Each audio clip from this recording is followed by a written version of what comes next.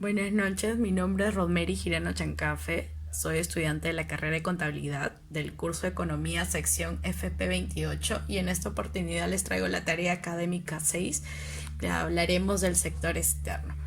Mi profesor es el docente Ismael Vázquez Neira. Vamos a hablar del sector externo, la balanza de pagos, las reservas internacionales y el mercado de divisas. La balanza de pagos. La balanza de pagos es un documento contable donde se registran las transacciones económicas entre una economía y el resto del mundo. Estas transacciones se refieren al movimiento de bienes y servicios, así como a los flujos financieros y a las transferencias. La balanza de pagos tiene una estructura y un saldo de balanza de pagos. En la estructura encontramos la balanza en cuenta corriente, la balanza de cuenta financiera y el financiamiento excepcional. En balanza en cuenta corriente registra la diferencia entre el valor de las exportaciones e importaciones de bienes y servicios, así como los flujos netos por renta de factores y transferencias corrientes. Esta balanza en cuenta corriente se compone de balanza comercial, que recoge el intercambio de bienes con el resto del mundo, tanto compras como ventas de bienes al exterior. Balanza de servicios, que constituye un grupo heterogéneo de servicios o comercio de intangibles con el resto del mundo, dentro del cual encontramos transacciones relacionadas con los rubros de transportes, viajes, comunicaciones, seguros, reaseguros y otros servicios. La balanza de renta de factores, que registra ingresos y pagos por rentas del capital o del trabajo obtenidos fuera del país por residentes nacionales o pagadas a residentes en el resto del mundo. Incluye las utilidades y dividendos y los intereses. Y la balanza de transferencias corrientes. Este rubro incorpora las contrapartidas a las donaciones de bienes y servicios, las donaciones en efectivo y las remesas familiares que realizan los peruanos desde el exterior. Se incluyen también las donaciones que corresponden a convenios de cooperación técnica no reembolsable. Ahora hablemos de la balanza de cuenta financiera. Cubre todas las transacciones relacionadas con los cambios en propiedad de activos y pasivos financieros de una economía con el exterior. Dichas transacciones pueden ser tanto de largo plazo como de corto plazo. Esta balanza de cuenta financiera se compone de sector privado, que compone los activos y pasivos de la inversión directa extranjera en el país. Sector público, que registra los desembolsos y la amortización de la deuda pública externa y la variación de otros activos externos netos de largo plazo. Y los capitales de corto plazo, que registran las transacciones de activos y pasivos del sistema financiero, empresas bancarias, BCR, Banco de la Nación y financieras no bancarias, y del sector no financiero a plazos menores o iguales a un año. Ahora hablemos del financiamiento excepcional, que es el punto número 3. Denota cualquier mecanismo diferente del uso de reservas o de créditos del Fondo Monetario Internacional, empleado por las autoridades de una economía para financiar las necesidades de balanza de pagos. Registra básicamente transacciones correspondientes al sector público. Actualmente comprende los conceptos de la amortización y los intereses no atendidos con donaciones de deuda.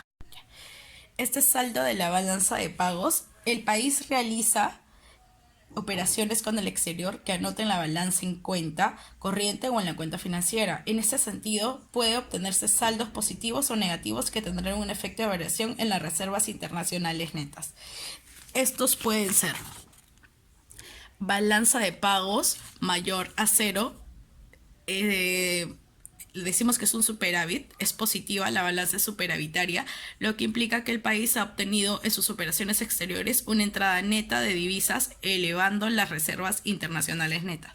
Ahora, si la balanza de pagos es menor a cero, es un déficit, es negativa. Entonces la balanza es deficitaria, lo que implica que el país ha incurrido en una salida neta de divisas.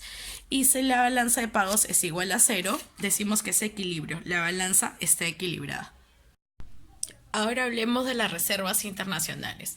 ¿Qué son las reservas internacionales? Son los fondos de monedas extranjeras y derechos especiales de giro que un país tiene para realizar pagos internacionales o para compensar el déficit de liquidez en la balanza de pagos.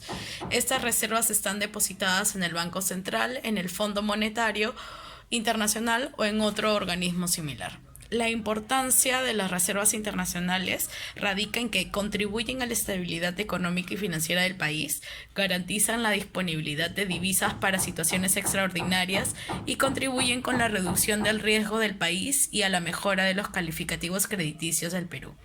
Ahora, las reservas internacionales se constituyen de tenencias de oro y plata, billetes y monedas extranjeras de aceptación general como medios de pago internacional, depósitos de divisas para periodos no mayores de 90 días en bancos a juicios de directorio, certificados de depósito de divisas por periodos no mayores de 90 días emitidos por bancos a juicio del directorio, títulos o valores de primera clase líquidos emitidos por organismos internacionales o entidades públicas extranjeras a juicio del directorio, aceptaciones bancarias acreditadas a plazos no mayores de 90 días, derechos especiales de giro, el saldo deudor de las cuentas originadas en los convenios de crédito recíproco con entidades similares y a los aportes en oro, divisas y derechos especiales de giro a organismos monetarios internacionales.